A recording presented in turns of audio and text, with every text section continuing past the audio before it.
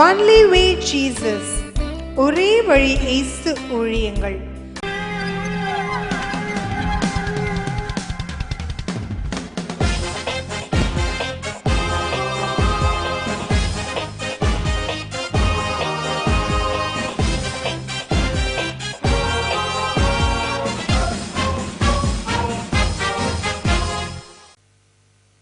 அன்பானவர்களே, இயேசு கிறிஸ்துவை குறித்து அறிகிற அறிவு என்ற தலைப்பில் இரண்டாவது செய்தியை நான் இன்றைக்கு உங்களுக்கு வழங்க ஜெபத்தோடு ஆயத்தமாக இருக்கின்றேன். பவுல் சொன்னார், பிலிப்பியர் 3 அதிகாரம் 8 அவரை கர்த்தராகிய கிறிஸ்து இயேசுவை அறிகிற அறிவின் மேன்மைக்காக எனக்கு லாபமாயிருந்த யாவற்றையும் நஷ்டம் என்று எண்ணிக்கொள்ளுகிறேன் என்றார். ஆண்டவர் இயேசுவை அவர் அப்படியாக எல்லாவற்றையும் விட்டு அவருடைய மேன்மை என்ன, அவர் வழியாய் கிடைக்கும் இரட்சிப்பின் மேன்மை என்ன என்பதையே தியானித்து ஜெபித்து ஆண்டவரிடத்தில் அநேக வெளிப்பாடுகளை பெற்றுக்கொண்டார் என்று பார்த்தோம். அவரை இன்னும் தெளிவுபடுத்திக் கொள்ள கர்த்தராகிய இயேசு கிறிஸ்துவே தன்னை குறித்து என்ன சொல்லுகிறார் என்று சற்று பார்த்தோம். இன்றைக்கு அதன் தொடர்ச்சியை நாம் பார்க்க போகின்றோம். இதோ யோவான் 3:13 இப்படியாய் சொல்லுகிறது, இயேசு உலகத்தில் இருந்தார், உலகம் அவர் மூலமாய் உண்டாயிற்று, அந்த உலகம் அவரை அறியவில்லை. அவர் உலகத்தில் இருந்தார், உலகம் அவர் மூலமாய் உண்டாயிற்று, உலகமோ அவரை அறியவில்லை. இந்த காரியத்தை நீங்கள் கேட்கும்போது அவரை அறிகிற அறிவு உங்களுக்கு உண்டாகும். அவர் ஒரு வந்து போதித்து புகழ் வாய்ந்து இந்த உலகத்திலே ஒரு புகழ் பரம்பின ஒரு பெரிய மனுஷன் அல்ல. உலகத்தை படைத்தவர், உலகத்தில் இருக்கிற சகல ஞானமும் இயேசு கிறிஸ்துவின் ஞானம், உலகத்தில் இருக்கிற சகல வல்லமையும் அவருடைய வல்லமை, உலகத்தில் இருக்கிற பலத்த காற்று, பயங்கர சூரிய வெப்பம், நட்சத்திரங்களின் ஒளி, பூமியின் நடுக்கம், பூமி அதிர்ச்சி, சுனாமி, அருமையான சிருஷ்டிப்புகள், ஞானமான சிருஷ்டிப்புகள், அழகழகான சிருஷ்டிப்புகள், சிறிய பெரிய சிருஷ்டிப்புகள், படைப்புகளுடைய ஞானம், அறிவு, அதனுடைய உள்ளே இருக்கிற விஞ்ஞானம், அதிலே மறைந்திருக்கின்ற மனிதனால முழுவதும் புரிந்து கொள்ள முடியாத அந்த சக்திகள், கணக்கீடுகள் எல்லாம் இயேசுவால் உண்டாக்கப்பட்டது. வேதம் சொல்லுகிறது, உண்டானது ஒன்றும் அவரால் அன்றி உண்டாகவில்லை, சகலமும் அவருக்கென்றும் அவர் மூலமாயும் உண்டாகப்பட்டது, சகலமும் அவருக்கென்றும் அவர் மூலமாயும் உண்டாயிற்று. இப்பேற்பட்ட சர்வ வல்லவராகிய இறைவன் மனிதனாக நமக்கு முன்னே காட்சியளித்ததுதான் மேன்மை, ஞானம், அறிந்து கொள்ள வேண்டிய ஆன்மீக ஞானம். ஆகையினால் இதோ இந்த உலகம் அவர் மூலமாய் உண்டாகியிருந்தும் அந்த உலகத்திலே அவர் வந்தும் இந்த உலகம் அவரை அறியவில்லை என்பதிலிருந்து அவர் எப்படிப்பட்டவர் என்று விளங்கிக் கொள்ளுங்கள். இதற்கு மேலாக மிக ஒரு முக்கியமான குழப்பத்திற்கு ஆண்டவர் பதில் சொல்லுகின்றார். அநேகர் என்னிடத்தில் கேட்கின்ற கேள்வி என்னவென்றால், நீங்கள் ஆண்டவர் இயேசுநாதரை அவ்வளவு ஆழமா நம்பிட்டு இருக்கிறீங்க, அவர் தான் கடவுள்னு. ஆனா அவருக்கு ஒரு கடவுள் இருந்தா தெரியுமா? அவர் அடிக்கடி பிதா பிதான்னு ஒருத்தர் சொல்றார் தெரியுமா? ஆகையினாலே நீங்கள் அவருக்கு மேல ஒரு கடவுள் இருக்கிறாருன்னு அவரே சொல்லியிருக்கிறார். அதற்கு மேல எத்தனை கடவுள் இருக்காங்கன்னு யாருக்கும் தெரியாது என்றெல்லாம் என்னோடு வாதிட்டவர்கள் அநேகர். ஆனால் இயேசுநாதர் அந்த பிதா என்பதற்கு ஒரு விளக்கத்தை கொடுக்கின்றார். இப்பொழுது அதை வாசிப்போம்.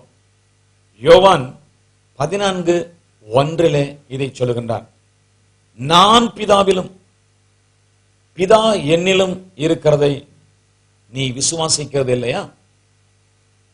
நான் பிதாவிலும் பிதா என்னிலும் இருப்பதை நீ விசுவாசிக்கிறது இல்லையா என்றார். அப்பொழுது இன்னும் ஆழமாக சொல்லுகிறான், என்னை கண்டவன் பிதாவை கண்டான். அப்படி இருக்க பிதாவை காட்டும் என்று எப்படி சொல்லலாம்? நானே அவர் என்று விசுவாசிக்காவிட்டால் உங்கள் பாவத்தில் நீங்கள் சாவீர்கள் என்றார். ஆக அகில உலகங்களை படைத்த தெய்வம் ஒரு குமாரனாக அவதாரம் எடுத்து வந்திருக்கிறாரே ஒழிய அவரே பிதா, அவருக்குள் பிதா, பிதாவுக்குள் குமாரன். மனிதனை படைக்கும் போது இந்த திரித்துவத்தின் விளக்கத்தை வேதாகமம் தெளிவாய் நமக்கு சொல்லியிருக்கிறது.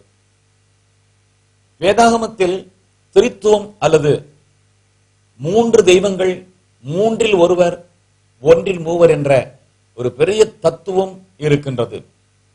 அதை சிவன், பிரம்மா, விஷ்ணு என்பது போல அநேகர் எடுத்துக் கொள்கிறார்கள்.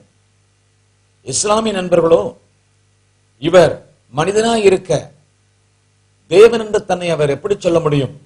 ஆகினால் இது வேதாகமம் திருத்தப்பட்டு விட்டது, அவர் அல்லாஹ்வால் அனுப்பப்பட்ட தீர்க்கதரிசி என்று அறிந்து அதோடு நிறுத்திக் கொள்கிறார்கள்.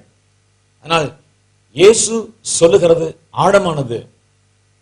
இயேசு சொல்லுகிறது தன்னிலை விளக்கம். இயேசு சொல்லுகிறது சத்தியம். இயேசு சொல்லுகிறது அந்த காட் ஹெட்ஸ், அந்த இறைவனுக்குள் இருக்கின்ற தன்மைகளின் வெளிப்பாட்டின் உண்மை. இதோ சிருஷ்டிப்பு நேரத்தில் அங்கே ஒரு ஆலோசனை உண்டாகிறது. மனிதனை சிருஷ்டிக்கும் போது ஒரு ஆலோசனை உண்டாகிறது. என்ன ஆலோசனை? நீங்கள் அது ஆதியாகமம், நீங்கள் அதிலே தெளிவாக இந்த புத்தகத்திலே பார்க்க முடியும்.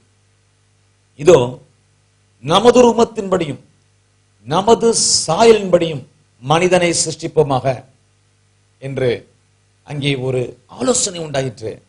அப்படியானால் என்ன? 3 பேர் கூடி, அங்கே பன்மையானவர்கள் கூடி அங்கே சிருஷ்டிப்பை பேசிக் கொள்கிறார்கள். அப்பொழுது சிருஷ்டிக்கப்பட்ட மனிதன் யார் சாயலாய் உருவாக்கப்பட்டான்? இறைவன் சாயலில் உருவாக்கப்பட்டான். உருவாக்கப்பட்ட ஆதாமோ 3 ஆதாமாக வரவில்லை. ஆத்துமா ஆதாம், ஆவி ஆதாம், சரீர ஆதாம் என்று 3 ஆதாமாய் வராமல் ஆவி, ஆத்துமா உள்ளடங்கிய சரீரமுடைய ஒரு ஜீவ ஆத்துமாவாக ஆதாம் உருவாகினான். பிதாவானவர் கிறிஸ்துவுக்குள் இருக்கிறார், பரிசுத்தாவியானவர் கிறிஸ்துவுக்குள் இருக்கிறார், கிறிஸ்து பரிசுத்தாவிக்குள் இருக்கிறார், கிறிஸ்து பிதாவுக்குள் இருக்கிறார். இந்த ஒரு சாதாரண வெளிப்பாட்டை கூட மனிதன் புரிந்து கொள்ளாமல், ஏன் கிறிஸ்தவமே புரிந்து கொள்ளாமல் பிரிந்து கிடக்கிறது, உடைந்து கிடக்கிறார்கள். தனித்தனியாக அவர்கள் ஏங்கி குழம்பி கிடக்கிறார்கள். இதோ ஆண்டவர் இயேசு கிறிஸ்து சொல்லுகிறார், நான் பிதாவிலும் பிதா என்னிலும் இருப்பதை விசுவாசியுங்கள் என்று சொன்னார். அடுத்தபடியாக இன்னொரு மேலான காரியத்தை சொல்லியிருக்கிறார் பாருங்கள். யோவான் 14:14 நீங்கள் என் நாமத்தில் எதை கேட்டாலும் அதை நான் செய்வேன். இதனுடைய பொருள் என்னவென்றால், இந்த இந்தியாவிலே ஜனாதிபதியின் அதிகாரம் இருக்கிறது. அந்த ஜனாதிபதியின் அதிகாரத்தை பிரதம மந்திரி எடுக்க முடியாது, ஒரு கவர்னர் எடுக்க முடியாது. அந்த ஒரே ஒரு நபருக்குத்தான் அந்த அதிகாரம் இருக்கிறது. என்ன அதிகாரம்? இந்த நாட்டின் மேலான அதிகாரம். ஆகையினால் மக்கள் அனைவருக்கும் பதில் கொடுக்கின்ற, வேண்டுதல்களுக்கு பதில் கொடுக்கின்ற ஒரு நிலை வரும்போது, ஒரு தேவை வரும்போது, இறைவன் இயேசு கிறிஸ்துவின் நாமத்தினால் தான் கொடுக்க முடியும். இறைவனுடைய நம்பிக்கை இருக்கலாம், இறைவன் மேல் உங்களுக்கு பிரியம் இருக்கலாம், இறைவனை நாடி நீங்கள் நாடு நாடாய், மலை மலையாய், குளம் குளமாய் போய்கொண்டிருக்கலாம். நீங்கள் இயேசு என்ற நாமத்தில் உங்கள் ஜெபங்களை கேட்டால்தான் அது உங்களுக்கு கொடுக்கப்படும். அப்படிப்பட்ட மேலான அதிகாரம் உடையவராக இயேசு இந்த பூமிக்கு வந்திருக்கிறார். அவரே எல்லா நாமத்துக்கும் மேலான நாமம் உடையவராக இருக்கின்றார். இயேசுவின் நாமத்தில் கேட்கப்படாத, முத்திரை போடாத ஜெபங்கள் அது தபால் முத்திரை இல்லாத தபால் போகாதது போல இயேசுவின் நாமத்தினால் முத்திரை போடாத ஜெபங்களுக்கு பதில் இல்லை. ஆகையால் இயேசுவினை, அவரிடத்தில் இருக்கிறதான அந்த அதிகாரத்தை, இயேசுவுக்குள் இருக்கிற ஸ்லாக்கியத்தை நீங்கள் புரிந்து கொண்டு இயேசுவினிடத்தில் ஜெபிக்க வேண்டும். இயேசு வழியாக பிதாவினிடத்தில் ஜெபிக்க வேண்டும். இதை ஆண்டவர் இயேசு தெளிவாய் சொல்லி இருக்கின்றார். அதே அதிகாரம் 6ஆம் வசனத்திலே அவர் சொல்லுகிறார், நானே வழியும் சத்தியமும் ஜீவனுமாக இருக்கின்றேன், என்னாலே அன்றி ஒருவனும் பிதாவினிடத்தில் வரான் என்று சொன்னார். இயேசுவை அறிகிற அறிவு, பிதாவினிடத்தில், அல்லது நீங்கள் யார் என்று நீங்கள் இறைவனை பெயர் சொல்லி அழைத்துக் கொண்டிருந்தாலும், சர்வேஸ்வரன் என்று சொல்கிறீர்களா, கடவுள் என்று சொல்கிறீர்களா, மகேஸ்வரன் என்று சொல்கிறீர்களா, ஒரு சக்தி என்று சொல்கிறீர்களா, இங்கோ ஒருவர் மறைந்திருக்கிற தெய்வம், அறியப்படாத தெய்வம் என்று சொல்கிறீர்களா, அல்லது நீங்களே அந்த இறைவனுக்கு இப்படித்தான் குணம் இருக்கிறது என்று சொல்லி ஒரு பெயரை போட்டுக் கொள்கிறீர்களா? அந்த பெயரை நீங்கள் போட்டுக் கொண்டிருந்தாலும் அந்த இறைவனிடத்தில் நீங்கள் செல்ல வேண்டுமானால், உங்கள் ஜெபம் கேட்கப்பட வேண்டுமானால் இயேசுவின் நாமத்தில் கேட்க வேண்டும். ஏனென்றால் இயேசுதான் மனிதனுடைய பாவத்தை நீக்க இந்த உலகத்திலே வந்தார். இயேசு என்றால் என்ன பொருள்? ஒவ்வொன்றுக்கும் ஒரு பொருள் இருக்கிறது. அந்த இயேசு என்ற நாமத்திற்கு வேதாகமம் பொருளை சொல்லுகிறது. மத்தேயு 1:21 இயேசு என்ற அந்த நாமத்திற்கு, ஏனெனில் இவர் தமது ஜனங்களின் பாவங்களை நீக்கி ரட்சிப்பார். மனிதனுடைய பாவங்கள் நீக்கப்படாமல் அவனுக்கு ஜெபங்களுக்கு பதில் கிடைக்காது. இறைவன் பரிசுத்தமானவர். அந்த பரிசுத்த தேவனிடத்தில் நாம் நெருங்க முடியாது. ஆக ஆண்டவர் இயேசு பாவிக்கு பாவ சாயல் உடைய மனிதனாகவும், தேவனுக்கு பரிசுத்தமான தேவகுமாரனாகவும், மனுஷனுக்கு மனுஷகுமாரனாகவும் வந்து சிலுவையிலே மறைத்து பாவத்தின் தண்டனையை தான் ஏற்று மனிதனுக்கு விடுதலை கொடுத்திருக்கிறபடினால், கொடுக்கிறவராக அவர் இருக்கிறபடினால், கொடுத்தவராக சரித்திரத்தில் அவர் காணப்படுகிறபடினால், இயேசு கிறிஸ்துவின் நாமத்தில் நீங்கள் கேட்டால்தான் உங்கள் ஜெபங்களுக்கு பதில் உண்டாகும் என்பதை நான் அல்ல, இயேசுவே சொல்லுகின்றார்.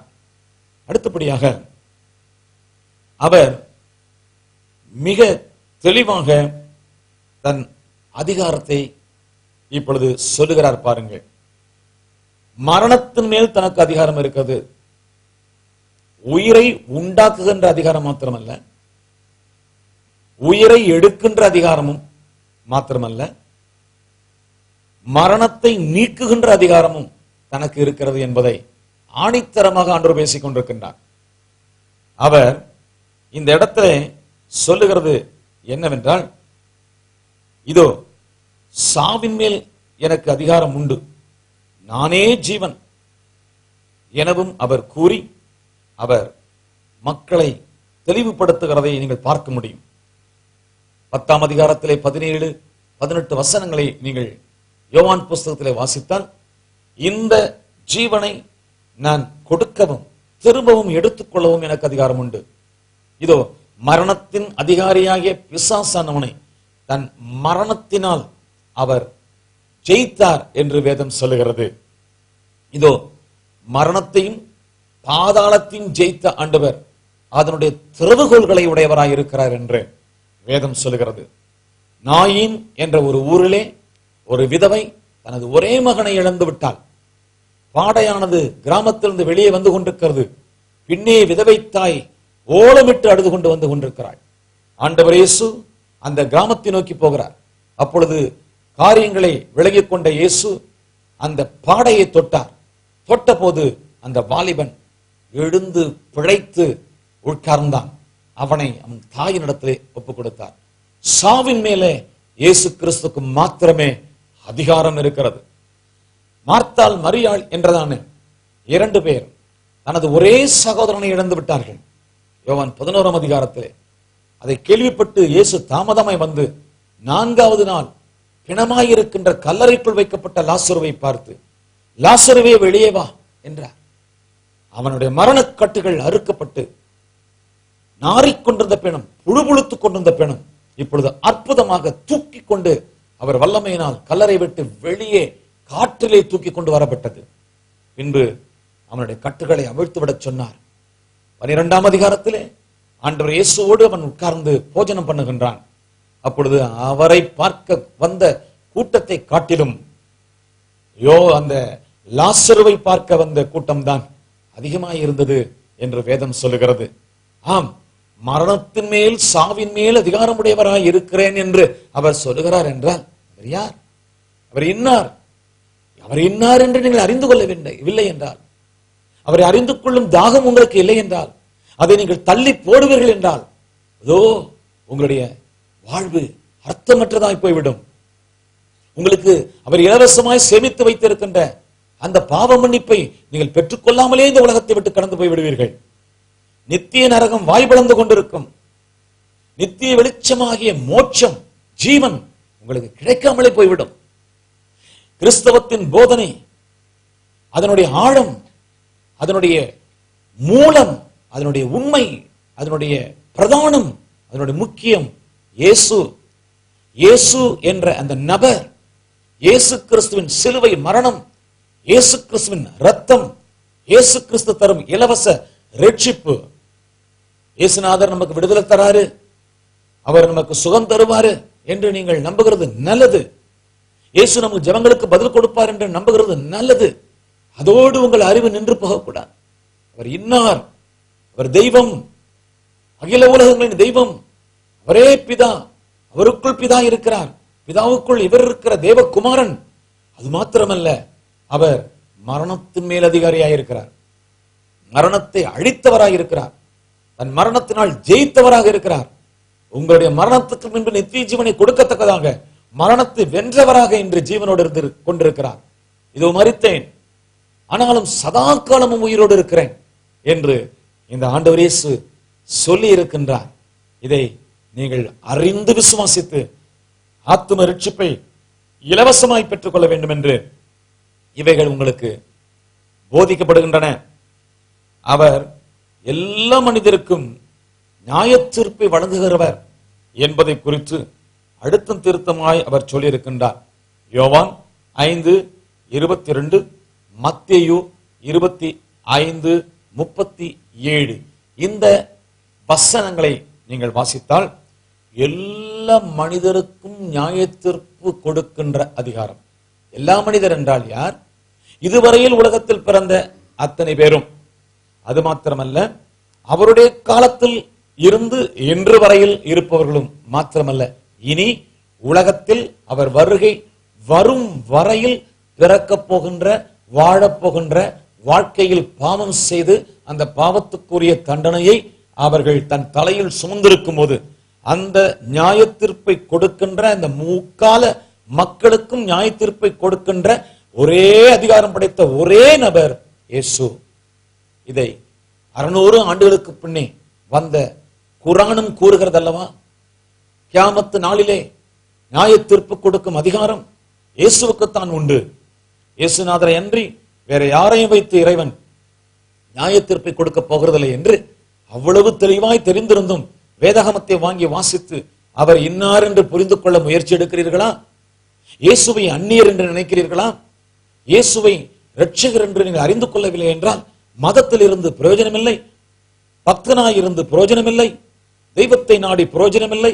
நம்முடைய தேவைகளுக்கு மாத்திரம் இறைவனை நாடி நம்முடைய வயிற்றிற்காக, வாழ்வுக்காக, தொழிலுக்காக, இந்த உலகத்தின் தேவைக்காக அவரிடத்தில் வாங்கி கொண்டிருந்து வந்த ஒவ்வொரு நன்மையினால ஒரு பிரயோஜனம் இல்லை.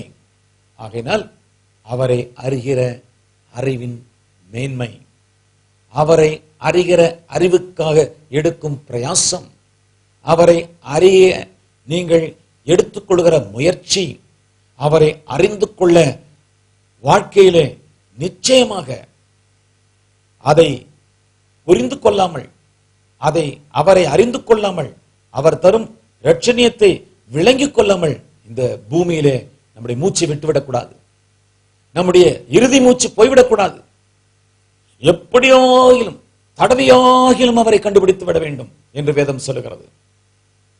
தடவியாகிலும் குருடன் தடவுகிறது போல அவருடைய சிருஷ்டிப்புகளை பார்த்து, உலகத்தில் அவர் படைத்திருக்கிற படைப்பை பார்த்து ஒரு படைப்பாளி இருக்கிறார் என்று நம்புகிறது போல நமக்குள் இருக்கிற பாவத்தை பார்த்து அந்த பாவத்தை போக்க பரிகாரம் யார் என்று தேட வேண்டும்.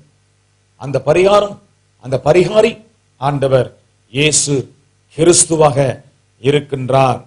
இதோ அவரை சொல்லுகின்றார், தன் மீது வைக்கும் விசுவாசம் தேவன் மீது வைக்கும் விசுவாசம், மேலும் தேவனுக்கு தான் சமமானவர் என்பதை உறுதிப்பட பல இடங்களில் கூறியிருக்கின்றார்.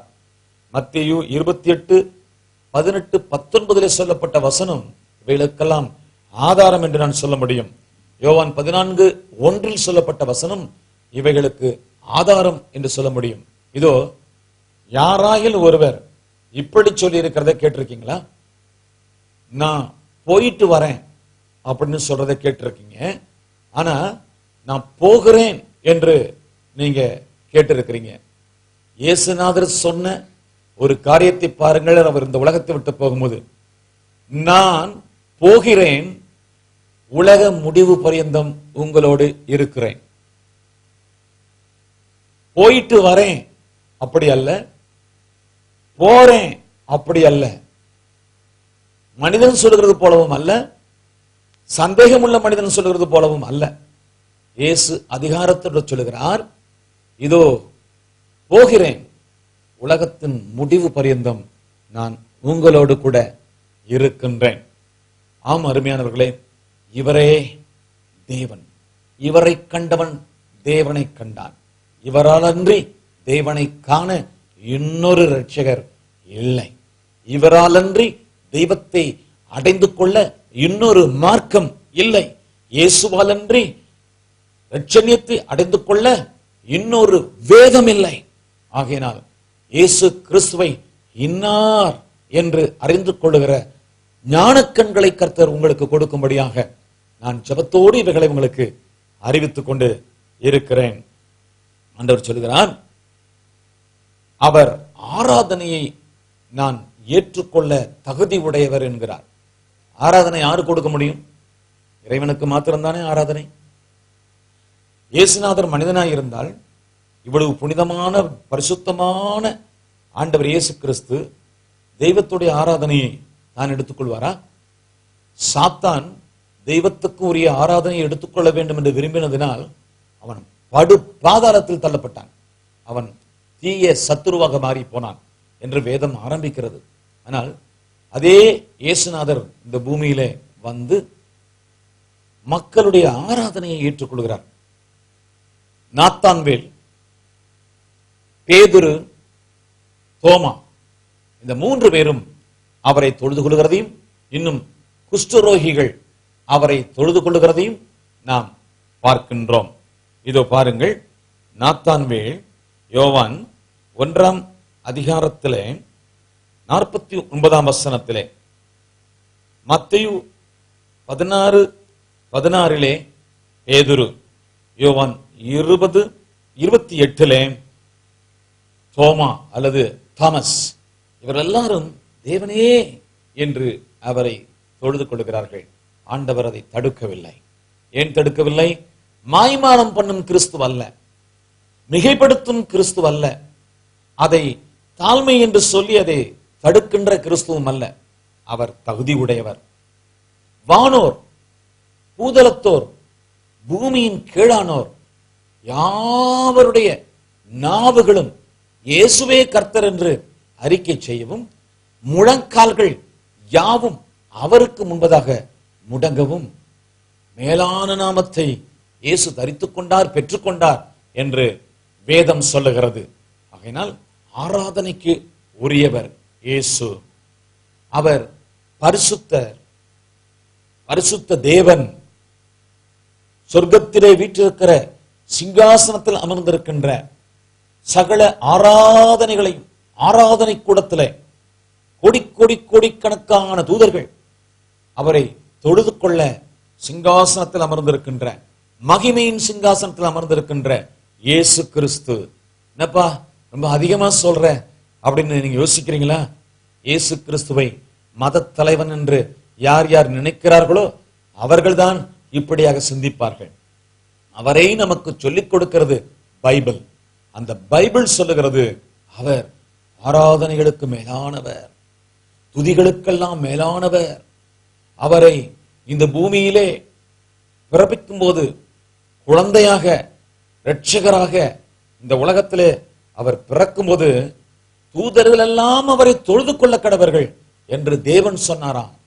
இது வேதாகமத்திலே, யோவான் புஸ்தகத்திலே, எபிரேயர் புஸ்தகத்திலே எழுதப்பட்டிருக்கிறது.